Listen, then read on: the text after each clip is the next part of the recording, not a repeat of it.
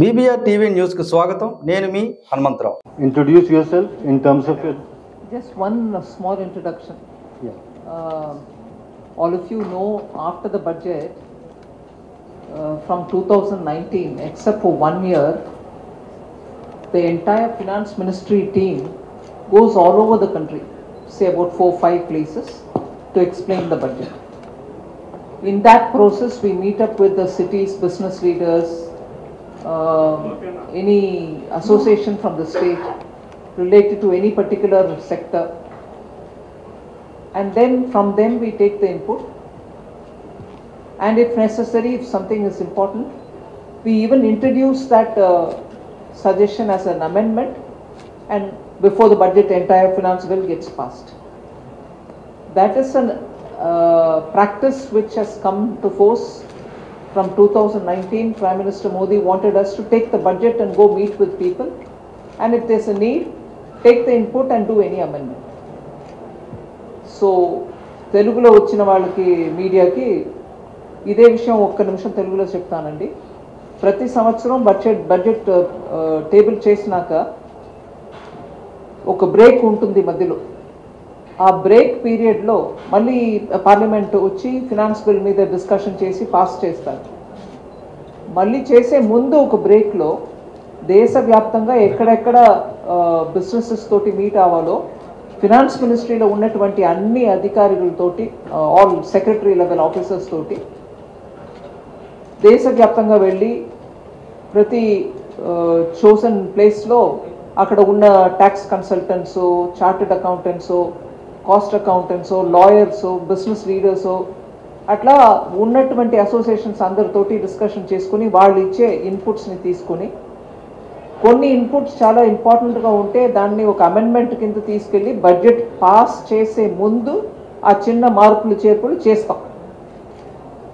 అదే సిరీస్లో ఈ సంవత్సరం కూడా ఆల్రెడీ ముంబై వెళ్ళాము. ఇలా ఒక్కొక్క డెస్టినేషన్ వెళ్ళే ముందు సెకండ్ డెస్టినేషన్గా, I right, this is the second place, right, second డెస్టినేషన్గా విశాఖపట్నం వచ్చాం. ఇక్కడ ఇందుకు ముందు నేను చెప్పినట్టు చార్టెడ్ అకౌంటెంట్స్, కాస్ట్ అకౌంటెంట్స్ అందరూ మాతో ఇంటరాక్ట్ అయ్యారు. ప్లస్ ఇక్కడ ఉన్నటువంటి కస్టమ్స్ అధికారియో లేకపోతే ప్రిన్సిపల్ కమిషనర్ ఇన్కమ్ ట్యాక్సో వాళ్ళందరూ కూడా ఫీల్డ్లో ఉన్నారు ఆ మీటింగ్లో. సో దాని భాగంగా అయిపోయినాక, ఆ మీటింగ్ అయిపోయినాక ఇక్కడ ప్రెస్ కాన్ఫరెన్స్ నడిపించుకోవాలని మీ అందరితోటి కలవడం జరుగుతుంది. సో ఫార్మల్గా క్వశ్చన్ ఆన్సర్ సెషన్ ఇప్పుడు. Okay, friends, let us start. First question, please. Yes, please. Please introduce your name and your designation and organization. Yeah, madam, I am state correspondent for Deccan Chronicle, Visakhapatnam. And my question is about this Trump's repeated announcement of reciprocal tariffs. Please bring the mic closer. What kind of impact it's going to have on Indian economy in general, in particular AP, which leads in marine exports? We almost export around 20,000 crore every year.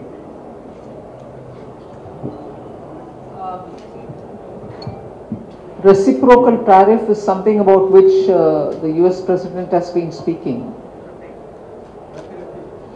The Commerce Minister, Shri Piyush Goyal ji, is already gone to US, and he will be talking with the US Commerce Secretary and also US Trade Representative, the USTR as they say.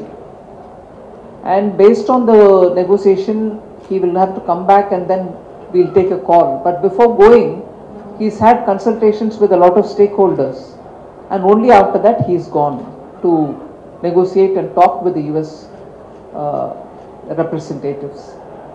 So it is only as we progress through the negotiation we'll be able to make an assessment. But we keep Indians' export interests in mind. Even today in the morning, in this meeting, there was a lot of question. The meeting which we held before we came here, there was a lot of question about how India's export interests will be protected, particularly also as you are asking about export interests of Andhra Pradesh. This is the response that I can give you now. At the moment, we have ceased off the problem, and the Commerce Minister is gone there for talking with the US representatives. Shiva Please give the mic. Mic. Trump says in yesterday's Congress meeting, India charges us auto tariffs higher than 100%. It will be impact on both countries' relationship. Do you think it? How do you defend this? It will be impact on both country relationships, and how do you defend this 100% charges on the US imports? First of all, what prevails today as tariffs are on very different counts. One, to protect your own industry, which you will continue to protect even afterwards. But it's also a question of our exports and the possibility of our exports also in reaching newer markets. So when you are at a stage of development where your own industry has to grow, you will tend to make sure that as per the WTO norms, whatever is the trade tariff which you can levy. Tariff is a legitimate instrument. You can levy, you will levy. So that is how it has been happening. And it is consistent, as I said, with the WTO framework. Now the question of a bilateral relationship with a country and the tariff discussions between the two countries concerned is what we are referring to now when we are talking about the US and India. So both countries, obviously they will take care of their interest, and we will keep India's interest on the top and negotiate with them to see how best we can take it forward.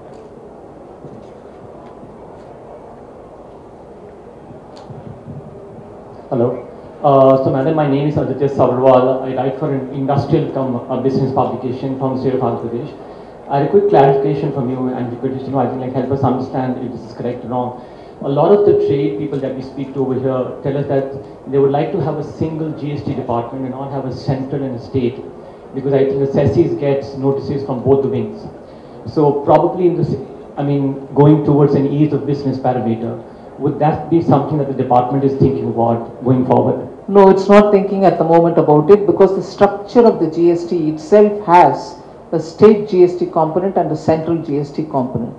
Now, if you're trying to say that the state and the center are doing both parallelly things which should have been done only one singly, there are issues which can be taken up and discussed. But the suggestion that you give me straight away, sort of on its own, without any prompt, raises a lot of questions about how do we view the center and state, the federal structure in this. Because as it is, we have brought in one tax, one nation, one tax. Of course, it has slabs and but it's a question of the center and states having agreed to a particular format. So for ease of doing business, if you want it simplified, there can always be ways in which we can all talk about. Yeah, please, mic on the back side, please. నమస్కారం madam గారు, నా పేరు Madhu, Prajasakti bureau chief Visakhapatnam. కేంద్రం ఆంధ్రప్రదేశ్కి ఏ రకమైన budget support ఇవ్వబోతుంది already ఇస్తుంది, కొంచెం explain చేయండి. ఫైనాన్స్ మినిస్టర్ ఆంధ్ర నిన్న బడ్జెట్, నిన్ననో ఒక 3-4 రోజుల క్రితం బడ్జెట్ టేబుల్ చేశారు కదండి. ప్లస్ జూలై 24 బడ్జెట్లో ఆంధ్రాకి ఏమేమి చేయబోతున్నాం అనేది కూడా వివరంగా మనం చెప్పాము. మిగతా స్టేట్స్ తోటి ఆంధ్రాకి రావాల్సిన ట్యాక్స్ ద్వారా, డెవల్యూషన్ ద్వారా వచ్చే డబ్బు ఎలాగైనా వస్తుంది. అది కాకుండా స్పెసిఫిక్గా ఏమేమి స్కీమ్స్ చేస్తున్నాం ఆంధ్ర కోసం అనేది పోయిన బడ్జెట్లో, జూలై బడ్జెట్లో చెప్పాము. అది కూడా ముందుకు సాగుతున్నాయి. అట్లాగే ముందు నుంచి నిలవ ఉన్నటువంటి పేమెంట్స్ పోలవరం కన్స్ట్రక్షన్కైనా లేకపోతే ఉన్న ప్రాజెక్ట్స్కైనా అవన్నీ కూడా మెల్లమెల్లగా క్లియర్ అవుతూ వస్తున్నాయి. ఈ పట్టు కూడా ఫిబ్రవరిలో 25-26 సంవత్సరానికి కావాల్సిన బడ్జెట్లో కూడా ఆంధ్రాకి మనం స్పెసిఫిక్గా ఏమేమి చేస్తున్నాం అనేది స్పెసిఫిక్గా డిస్క్రైబ్ చేశాను. బడ్జెట్ ద్వారానే RINLకి ఎక్స్పెక్టేషన్, అంటే నా ఎక్స్పెక్టేషనో మీ ఎక్స్పెక్టేషనో చెప్పట్ల, క్యాల్కులేషన్ ద్వారా వచ్చిన అమౌంట్ కంటే కూడా ఎక్కువ ఇచ్చి కొంచెం కన్సిస్టెంట్గా వాళ్ళు ముందుకు వెళ్ళాలి, ఉన్న 3 ఫర్నేస్లో ఒక్క ఫర్నేసే ముందు చేసింది. ఎప్పుడో ఒక సమయం 2వ ఫర్నేస్ పని చేసింది, కానీ 3వ ఫర్నేస్ ఎప్పుడు కూడా పని చేయలే. అట్లాంటి లెవెల్కి వచ్చినటువంటి RINLని రెస్టోర్ చేయడానికి, దానికి ఫుల్ సపోర్ట్ ఇవ్వడానికి కేంద్ర ప్రభుత్వం ద్వారానే బాగా అనౌన్స్మెంట్ చేసాం. అది కాకుండా ఆ అనౌన్స్మెంట్ వచ్చిన తర్వాత నుంచి ఏ బ్యాంక్స్ వాళ్ళతోటి డీల్ చేస్తున్నారో వాళ్ళందరూ కూడా ఇప్పుడు RINLకి ఫేవరబుల్గా సెంట్రల్ గవర్నమెంట్ సపోర్ట్ ఇచ్చింది కాబట్టి వాళ్ళకి కావాల్సిన సపోర్ట్ వాళ్ళు బ్యాంకు ద్వారా కూడా ఇప్పిస్తున్నారు. అట్లాగా ఇండస్ట్రియల్ కారిడార్ డెవలప్మెంట్ కూడా 2 నోడ్స్ ఆ ఇండస్ట్రియల్ కారిడార్లో ఉన్నాయి. ఆ 2 నోడ్స్కు కూడా సపోర్ట్ కేంద్ర ప్రభుత్వం ద్వారా ఫుల్గా వస్తుంది.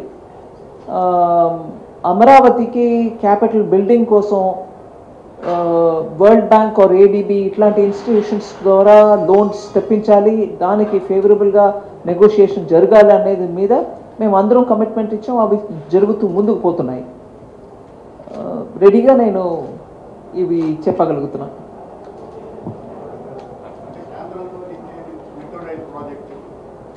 కేంద్రంతో లింక్ అయిన ప్రతి ప్రాజెక్టుకి ఆంధ్రప్రదేశ్కి ఏ రకమైన లోటు లేకుండా ఫుల్గా సమర్థన ఇస్తాం అనేది ముఖ్యమంత్రి గారు వచ్చి కలుస్తున్న ప్రతిసారి కూడా మేము చెప్తున్నాం.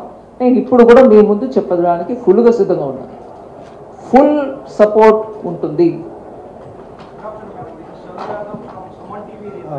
Mike, please, Mike. Good afternoon, madam. This is Chandu Yadav from Suman TV Regional Chief.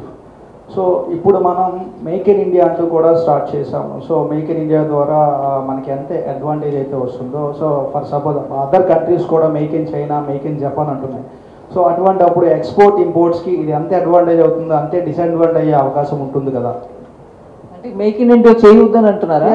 మనం మేక్ ఇన్ ఇండియా అంటున్నాం, అట్లా అదర్ కంట్రీస్ కూడా ప్రతి దేశం వాళ్ళు చేసుకుంటారు. ఓకే, మిగతా వాళ్ళు చేస్తున్నారు అనే దానికోసం మనం మన దేశాన్ని మ్యానుఫ్యాక్చరింగ్ హబ్గా తయారు చేయకుండా కూర్చోవడం వీలవదు కదండి, చెయ్యాలి కదా. మ్యానుఫ్యాక్చరింగ్కి కాంపోనెంట్ ఒక మాటకి చెప్తున్నా, మన GDPలో సర్వీసెస్ ద్వారా కాంట్రిబ్యూషన్ అనేది 60% వరకు వెళ్ళిపోయింది.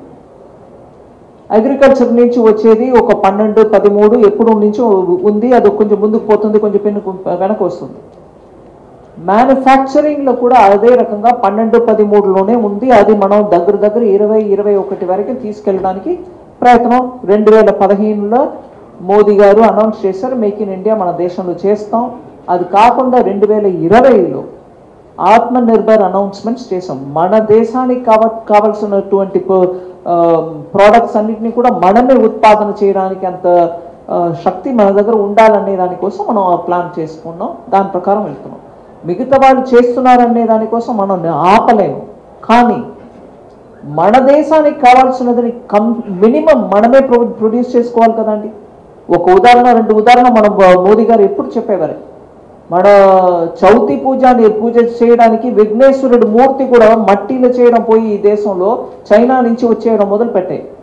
అలాగే ఈ దేశంలో ఎక్కడ పడితే మీకు బ్యాంబూ ఉంది. అగరబత్తి చేయడానికి కూడా బ్యాంబూ చైనా నుంచి, వియట్నాం నుంచి ఇంపోర్ట్ చేయడం మొదలైంది. అగ్గిపెట్టెలు మన దేశంలో తయారు చేసాం, ఆ అగ్గిపెట్టెలు కూడా ఇప్పుడు విదేశాన్ని వస్తుంది. ఇట్లా మనకు రోజువారీ కావాల్సిన పదార్థాలని కూడా ఇవాళ బయట దేశం నుంచి, చైనా నుంచి తెప్పించడం ఆ పరిస్థితికి వచ్చేసాం. ఆంధ్రప్రదేశ్లో సరి, తెలంగాణలో సరి ఫార్మస్యూటికల్స్ పెద్ద ఎత్తున మందులు తయారు చేసేది. మన లీడింగ్ కంపెనీస్ అన్నీ ఇక్కడ ఉన్నాయి. ఇక్కడ మీకు ఉన్నాయి కదా ఒక స్పెసిఫిక్ ఫార్మా సెంటర్ హబ్. వాళ్ళకి యాక్టివ్ ఫార్మస్యూటికల్ ఇంగ్రీడియంట్స్ అంటారు, API. మీకు ఒక మెడిసిన్ తయారు చేయాలంటే దానికి కావాల్సిన మెయిన్ ఇంగ్రీడియంట్స్ మన దేశంలో ఫుల్గా తయారు చేసేవాళ్ళం. కానీ ఒక 25-30 సంవత్సరం క్రితం వాళ్ళు మన మీద డంప్ చేయడం వల్ల, ప్లస్ మనం 100 రూపాయలకి తయారు చేసిన అదే ప్రోడక్ట్ని వాళ్ళు 30 రూపాయలకి ఇవ్వడం మొదలుపెట్టినప్పటికీ మన దేశంలో API ప్రొడక్షన్ మెల్లగా తగ్గిపోయి అవన్నీ అక్కడ వెళ్ళిపోయాయి. కానీ మందులన్నీ మనకు కావాలి. ఆ API మనం ఇప్పుడు వాళ్ళ మీద ఆధారపడుతున్నాం అని తెలిసిపోయినాక అదే 100 రూపాయని ఇవాళ 300కి వాళ్ళు అమ్ముతున్నారు. మనకు వేరే మార్గం లేకుండా వాళ్ళ నుంచి తెప్పిస్తున్నాం. ఇవన్నీ ఉండకూడదు. మన దేశానికి కావాల్సినది అట్లీస్ట్ మనమే ఉత్పాదన చేసుకోవాలనే దానికోసమే మేక్ ఇండియా, దాని తర్వాత ఆత్మనిర్భర్ భారత్ రెండు కలిపి ఇవాళ మ్యానుఫ్యాక్చరింగ్ని మనం ముందు తీసుకెళ్తున్నాం. దానివల్ల యువకులకి వాళ్ళ జాబ్స్కి బెటర్ ప్రాస్పెక్ట్స్ ఉంటుంది. ఎక్కువ అగ్రికల్చర్లో ఉన్న వాళ్ళు కూడా కొంతమంది బయట వచ్చి ట్రైనింగ్ తీసుకున్నారంటే ఇండస్ట్రీలో వాళ్ళకి జాబ్స్కి ఆపర్చునిటీ ఉంటుంది. అందువల్లే make in India.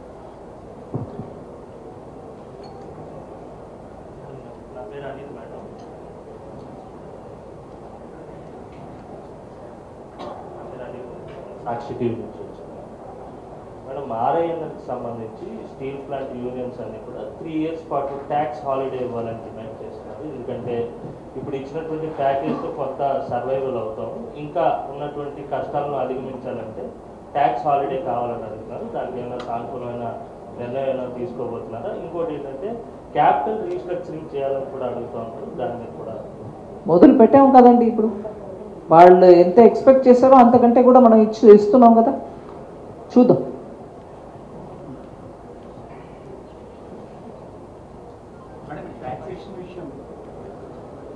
Madam, taxation విషయంలో కంపేర్ అంటే ఇప్పుడు ఆల్రెడీ సర్వీస్ సెక్టర్ కానీ మిగతా కొంత పెరిగింది, సో డిజిటల్ పేమెంట్స్ వల్ల పెరిగింది. బట్ కంపేర్ విత్ అదర్ కంట్రీస్లో సో ట్యాక్స్ పేయర్స్ పర్సంటేజ్ ఇండియాలో పాపులేషన్ ఎక్కువ కావచ్చు, బిజినెస్ ఎక్కువ ఉంటుంది, బట్ ట్యాక్స్ పేయర్స్ పర్సంటేజ్ అనేది ట్యాక్సేషన్ అనేది ఎక్కువ ఉండడం వల్ల పేయర్స్ తగ్గిపోతున్నారు. సో బ్లాక్ మనీ కావచ్చు, అదర్ ఇష్యూస్ పెరుగుతున్నాయి. సో దీన్ని లిబరల్ చేసి ఎక్కువ ఇన్కమ్ జనరేట్ చేయడానికి you have any possibility? Already you are starting, but you have more any possibilities? ఇప్పుడు 12 లక్షలు సంపాదించే వాళ్ళకి ట్యాక్స్ లేదని అని చెప్పామండి. అది ఇంకా ఏప్రిల్ 1వ తారీఖు నుంచి ఇంప్లిమెంట్ కావాలి. ఇంకా 20 రోజుల నుంచి మొదలుపెట్టే ఆ సంవత్సరంలో మీరు 12 లక్షలు అంటే నెలకి ₹1,00,000 సంపాదిస్తే మీరు ట్యాక్స్ కట్టక్కర్లేదు. ఇన్ఫ్యాక్ట్ కొంతమంది మమ్మల్ని తిడుతున్నారు, మీరు ఈ దేశంలో మొత్తం 8 కోట్ల జనమే అసెస్మెంట్ ట్యాక్స్ నెట్లో వస్తున్నారు. దాంట్లో నేను అప్రాక్సిమేట్గా చెప్తున్నాను, నంబర్స్ కోట్ చేయొద్దు. దాంట్లో దగ్గర 5 కోట్లే ఫైల్ చేయవలసిన పరిస్థితులు ఉన్నారు. యాక్చువల్గా చూస్తే 2 కోట్ల జనమే ట్యాక్స్ అంటూ ₹1, ₹10, ₹1,00,000 కడుతున్నారు. Am I right? Is that the number, Ravi? What is the income tax total number of people who are filing assessment, who are just filing assessment, who are paying tax? What are the approximate?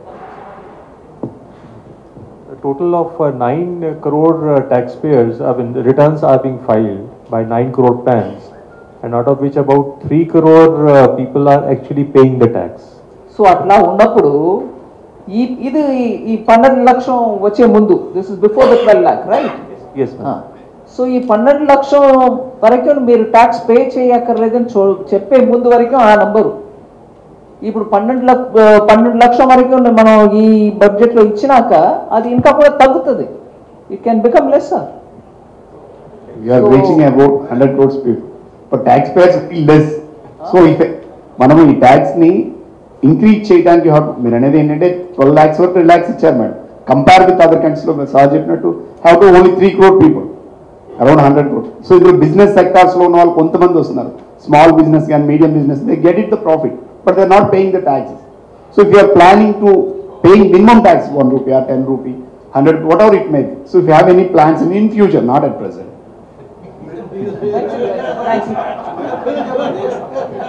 Monthly ₹1,00,000 సంపాదించే వాళ్ళకి tax exemption ఇచ్చేవాళ్ళు. మన ఇండియాలో monthly ₹1,00,000 సంపాదించే వాళ్ళు ఎంతమంది ఉన్నారు? అంటే సామాన్య ప్రజల వరకు వస్తే ఒక్క నిమిషం, అంటే మీ ఐడియా, ఈ ప్రశ్న అడిగే వెనక ఏమి ఐడియా? ప్రొవర్టీ కూడా ఎక్కువే కదా మేడం మన ఇండియాలో. మంత్లీ ₹1,00,000 సంపాదించాలని మినిమం గవర్నమెంట్ ఎంప్లాయీ అయి ఉండాలి, అది హైయర్ ఆఫీషియల్స్ అయి ఉండాలి. అయ్యయ్యయ్యా, మీరు అర్థం చేసుకున్నదే తప్పు అంటున్నా. నేను మినిమం ₹1,00,000 సంపాదిస్తే మీకు ట్యాక్స్ ఎగ్జంప్షన్ చెప్పలా. 1,00,000 వరకు నీ 80,000 సంపాదించినా, 70 సంపాదించినా, 50 సంపాదించినా, 30 సంపాదించినా, 10,000 సంపాదించినా కూడా నీకు ట్యాక్స్ లేదంటున్నా బాబు. మీరు ఉల్టా చెప్తున్నారు. అది కలకల ₹1,00,000 సంపాదించే స్టేజ్కి మనం తీసుకువెళ్ళాలి కదా. ఇది ముందు ట్యాక్స్ రిలీఫ్ ఇచ్చినాక ఒక్కొక్కరిని 1,00,000 వరకు తీసుకెళ్తా, దాని తర్వాత 1,00,000 దాటుకుంటా, అప్పుడు ట్యాక్స్ వేసుకుంటాం. సేమ్ ప్రొసీజర్ ఇన్కమ్ ట్యాక్స్ మీద 30% ఉంటుందనే దాని వల్లనే కొంత ఎగ్జామ్షన్ ఉంటుంది. అది తగ్గిస్తే ఎనీ పాసిబిలిటీ అంటే ఆల్రెడీ ఇన్కమ్ ట్యాక్స్ లో వచ్చిన 100 రూపాయల్లో 30% గవర్నమెంట్ తీసుకుంటుంది కాబట్టి అంత పే చేయడానికి ఇష్టపడడం లేదు, అందుకే చాలా మంది పే చేయట్లేదు అనేది there is a reason. So if any consideration is decreasing అంటే ట్యాక్స్ పేస్ 100 కోట్లు సంపాదించే వాళ్ళు. ఎక్స్క్యూజ్ మీ, చక్కగా మీరు తెలుగులో చెప్తున్నప్పుడు విన్న సుంపట్టుగా ఉంది, కానీ విషయం అది కాదు. ఈ పట్టు ట్యాక్స్ బెనిఫిట్స్ ట్యాక్స్ స్ట్రక్చరే మార్చాం కదా. ఈ 12 లక్షల వరకు సంపాదించే వాళ్ళకి మీరు ఏ ట్యాక్స్ కట్టవద్దు అని చెప్తూ, నువ్వు 2 లక్షలు సంపాదిస్తే ఇంత, 4 లక్షలు సంపాదిస్తే ఇంత, 8 అంటే ఇంత, అలా చెప్పుకొని 50 లక్షల వరకు 1 కోటి రూపాయలు దానికంటే పైన ఉన్న వాళ్ళకి కూడా రేటు పెడుతున్నాం. అది ఎందుకు పెడుతున్నాం అండి? 12 లక్షల వరకు సంపాదిస్తున్న వాళ్ళకి అది ఒక్కటే వాళ్ళ శాలరీని అన్నప్పటికీ ఏం ట్యాక్స్ లేదు. కానీ ఒక 50 కోట్లు సంపాదించేవారు 50 లక్షలు సంపాదించిన వాళ్ళకి మొదటి 2 లక్షల్లో కూడా వాళ్ళు ట్యాక్స్ పే చేయాలి. అందుకే కదా 2, 4, 6, 8% are the rate given. So 30% వాడు కట్టే ముందు ఈ 2 వల్ల 4 వల్ల 6 వల్ల బెనిఫిట్ ఉంటుంది వాడికి. సో ఈ మొత్తం ఇది గుచ్చాయింపుగా సోషల్ మీడియాలో పెట్టే అమౌంట్ని పెట్టుకుంటే మీరు డిసైడ్ చేయవద్దండి. 30% పే చేయడానికి అతను వచ్చే అప్పటికే ఈ 2, 4, 6, 8 ఒక్కొక్క అమౌంట్కి వాళ్ళు రేటు పెడుతున్నారు చూడండి. 2 లక్షలకి మొదటి 2 లక్షలకి నువ్వు 2% కట్టు, 2కు పైన నుంచి 4 వరకు 4% కట్టు అని పెడుతూ వస్తూ ఉండగా మీకు మీ మొత్తం శాలరీలో ఇవన్నీ అమౌంట్ వల్ల వచ్చే బెనిఫిట్ వస్తుంది. అతను 30% అంత త్వరగా రీచ్ అవ్వరండి, వాళ్ళ గురించి అంత కంగారు పెట్టుకోవద్దు. రీసెంట్గా నేను 22 lakhs పెట్టి కార్ కొనుక్కున్నాను మేడం. నేను ఆల్రెడీ ట్యాక్స్ కట్టిన దాని తర్వాత 22 lakhs పెట్టి కట్టుకున్నాను. అందులో షోరూమ్ ఎక్స్ ప్రైస్ 16 lakhs, అందులోనే జిఎస్టీ వేసి ఆల్రెడీ బయట షోరూమ్ వాళ్ళు ఇచ్చారు. తర్వాత నేను ట్యాక్స్ రోడ్ ట్యాక్స్ కట్టాను, రోడ్ ట్యాక్స్ కాకుండా తర్వాత ఇన్సూరెన్స్ ట్యాక్స్ కట్టాను, తర్వాత బయటకు వచ్చి పెట్రోల్ డీజిల్ ట్యాక్స్ కట్టాను, తర్వాత టోల్ ట్యాక్స్. ఇన్ని ట్యాక్స్లు దేనికి మేడం? అంటే నా బండి వాల్యూ 12 లక్షలు అయితే నేను 22 లక్షలు కడుతున్నాను, అంటే 10 లక్షల పైగా నేను ట్యాక్సే కట్టాల్సి వస్తుంది. అలాగే ట్యాక్స్ కట్టింది madam. How can you justify this? See, taxation is not because you have paid tax and therefore for everything else you are going to get a relief. It's not that. Ajay, would you want to explain the justification, or CBDT or anybody can explain the justification? You are going and buying a commodity which is produced, on which a tax is levied because it is produced with certain inputs. That tax you're paying. It's all right. You are at least in a position to go buy a buy a car. There are many others who can't. Now, what happens to the road which is levied on which you're flying your car? That road is not laid by God. It is laid with government money. Where is it? No, wait a minute. It's all right. It sounds again like that person, with due respects. With due respects. దయచేసి నన్ను మన్నించండి. ఈ మాటని తిప్పేసి ఆవిడ ఇలా చెప్పారండి finance minister, చూసారా వస్తుంది, ఇది మీడియాలో సోషల్ మీడియాలో ఈ ధ్వనిలో వస్తుంది. ఆమె ఏంటండి ఇలా చెప్పేసి వెళ్ళిపోయిందండి, ఈ ధ్వనిలో వస్తుంది. దయచేసి అది కాదండి. ఈ దేశంలో ఉన్న మనం అందరం కూడా చాలామంది, మనలో చాలామంది మనమేనా లేకపోతే మన చుట్టాలైనా న్యూ జెర్సీలో వెళ్తే మన వాళ్ళే ఉన్నారు. అక్కడ ఏం చెప్తున్నాం అండి? వెళ్తే అమెరికాలో అండి చూడండి రోడ్డు, మన ఊర్లో అంటామా? అమెరికాలో ఎయిర్పోర్ట్ చూడండి బాబోయ్ మెరుస్తుపోతుందండి, చెప్తామా?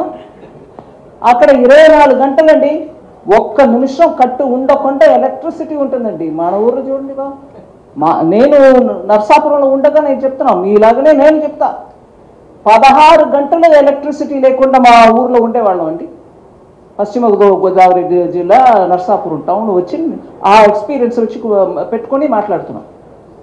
కానీ అప్పుడు న్యూ జెర్సీలో మనం ఉన్న చుట్టాలు ఫోన్ చేసి, బాబు ఇక్కడ ఎలక్ట్రిసిటీ కట్టి ఏం ఉంటుందండి మాకు, అన్నప్పటికీ మనకి ఎలా ఉందండి? మన దేశంలో అట్లాంటి పరిస్థితి రావాలా? ఆ ఎలక్ట్రిసిటీ ప్రొడక్షన్కి డబ్బు పెట్టేది ఎవరండి? ఆ రోడ్డు నిర్వహించే వాళ్ళు ఎవరండి? ఎవరు ఖర్చులు పెడుతున్నారండి? దాని తర్వాత ఇవాళ హైదరాబాద్ ఎయిర్పోర్టు, విశాఖపట్నం ఎయిర్పోర్టు, లేదు బెంగళూరు ఎయిర్పోర్టు వెళ్ళి చూడండి, దీనికి ఖర్చు ఎక్కడి నుంచి వస్తుంది? అట్లాగే ఎయిమ్స్ లాగా హాస్పిటల్ మా అందరికీ కావాలి. ఒక ఢిల్లీకే కన్నా మా విజయవాడలో కావాలి. ఎయిమ్స్ వస్తుందా? ఒక్క ఎయిమ్స్కి మినిమం మొదటి సంవత్సరం మినిమం 900 crores ఒక్క సంవత్సరం అంతే. వచ్చే సంవత్సరం అది 1000 కోట్లు అవచ్చు, లేకపోతే 1200 crore అవచ్చు. అది ఎక్కడి నుంచి వస్తుందండి బాబు? మంచినీళ్ళు సరఫరా, జల్ జీవన్ మిషన్, ఒక్కొక్క ఇంటికి పైపు తెప్పిస్తున్నాం. మన ఊళ్ళో గోదావరి కృష్ణా మధ్యలో ఉన్నటువంటి ఆంధ్రప్రదేశ్లో బిందులు వేసుకొని తాగుడు నీళ్ళకి ఎక్కడెక్కడ వెళ్ళారండి. నేను నా ఎక్స్పీరియన్స్ మళ్ళీ మీకు చెప్తున్నాను. మత్స్యపురిని ఒక గ్రామం పశ్చిమ గోదావరి, మీరు ఎవరైనా వెళ్ళి చూడండి. మాటకి నేను చెప్పట్లా, 16 సంవత్సరం నుంచి వాళ్ళు, నేను చేసింది 2016లో 15లో చేసింది. ఆ ఊర్లో వెళ్తే ఫార్మసీ ఎక్కువ ఉంటుంది ఊర్లో, మిగతా కోట్లు తక్కువ ఉంటాయి. ఇదేంటండి ఊరు ఇట్లా ఇన్ని మెడికల్ షాప్స్? ఏంటి అంటే తాగుడు నీళ్ళు సరిగా లేకపోవడం వల్ల ప్రతి ఒక్క జబ్బు, మీరు జబ్బు పేరు చెప్పండి, మత్స్యపురంలో ఒక్క పేషెంట్ అని దొరుకుతారు. వాళ్ళు మొత్తుకున్నారు, మాకు ఎన్నాళ్ళ నుంచి చెప్తున్నాం అంటే మంచినీళ్ళు లేదు మాకు, ఎందుకంటే పైపు వచ్చినా సోర్స్ లేదు, వాటర్ సోర్స్ లేదు. ఏ ఊర్లో అండి? మత్స్యపురిలో. అది కూడా పశ్చిమ గోదావరి జిల్లా. గోదావరి ఇప్పుడు పుష్కరాలు వస్తున్నాయి, ఆ గోదావరిని మనం తల్లి గోదావరి అంటున్నాం. ఇంట్లో నీళ్ళు లేదు అక్కడ. ఎలా వెళ్ళింది మత్స్యపురికి నీళ్ళు? ఎవరు కష్టపడతారు? ఇట్లా మీరు చెప్పేది ఒక ఎమోషన్ తోటి మీరు చెప్తున్నప్పుడు కరెక్ట్, మీరు మాత్రం కాదు, మన అందరం ఆ మాట చెప్పవచ్చు. కానీ 70 years నుంచి, 70 సంవత్సరాల నుంచి ఈ దేశంలో కొంచెంగా చేస్తూ ఈ పరిస్థితికి మనం తీసుకొచ్చి ఉంటే, ఈ తరాల్లో ఉన్న యువకులకి, ఈ తరాల్లో మీలాగా ఉన్న వాళ్ళకి ఇదేంటి బాబు ఇన్ని ఐటమ్ మీద నేను ఖర్చు పెట్టుకుని నా ట్యాక్స్ పెయిడ్ మనీ తోటి కొనుక్కున్నప్పుడు ట్యాక్స్ పే చేయాల్సి వస్తుంది అంటే, ఇవన్నిటికి ఒకేసారి మన ఆస్పిరేషన్స్ అలా ఉంది కదండి. మంచి ఎయిర్పోర్ట్ కావాలి, మంచి కాలేజ్ కావాలి, మంచి హాస్పిటల్ కావాలి, మా పిల్లలకి మంచి స్కూల్ కావాలి. ఖర్చు పెట్టడం ఎక్కడి నుంచి వస్తుందండి? అందువల్ల ప్లీజ్ కొంచెం అర్థం చేసుకోవాలండి మన అందరూ. మేడం నేను మీ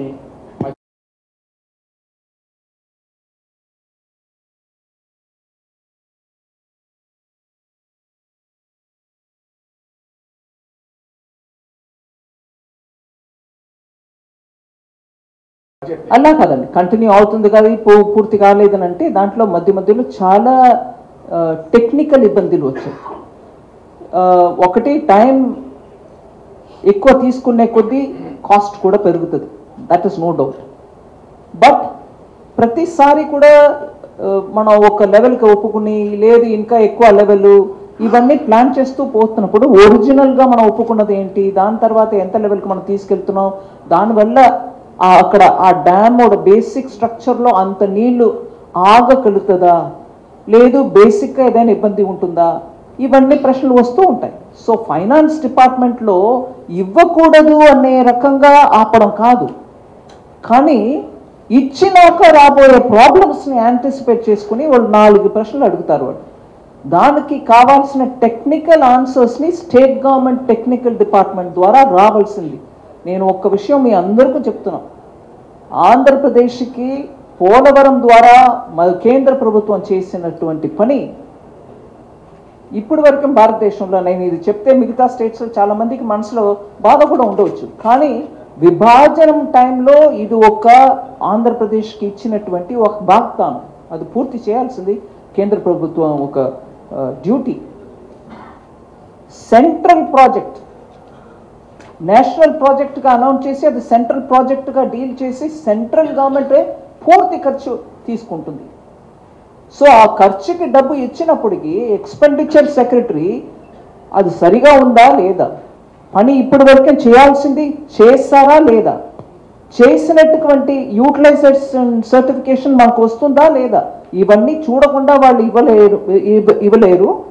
పైగా అక్కడ వాళ్ళు ఒక టెక్నికల్ ప్రశ్న లేవెత్తితే దానికి టెక్నికల్ టీం ఆంధ్ర నుంచి జవాబు చెప్పాల్సింది ఉంటుంది. ఎందుకంటే కేంద్ర ప్రభుత్వం స్టేట్ ప్రభుత్వాన్ని కష్టపడుతున్నది కాదు. సరిగా చేయకపోతే సిఏజీ వాళ్ళ మీద పడిపోతారు, ఏంటి నువ్వు ఎలా ఇచ్చావు అని. సో స్టడీగా ప్రోగ్రెస్ అవుతుందండి, చక్కగా కంప్లీట్ అవుతుంది, టైంకి complete. Final question, please, because Honorable FM has to leave. One final question, please. One question from solar. Hello? Madam. One question from solar, madam. Madam, solar systems. Solar systems. Madam. No, madam. No, this is for media, please. Please, Okay, please. okay. No, you have already had. Up, please. మీరు ఒక్కరే అడుగుతున్నారండి, మిగతా వాళ్ళు మీకు గురించి భయపడుతున్నారు. ఒక్క నిమిషం ఉండండి, మీకు జవాబు ఎన్ని కావాలంటే చెప్తా. మగ వెనక మీ కాకుండా ప్రశ్న అడగకుండా కూర్చున్న వాళ్ళు భయపడుతున్నారు మిమ్మల్ని చూసి, అన్ని ఈయనే అడిగేస్తున్నారు. Ma'am will get late, please. Just one final short question. Madam, please.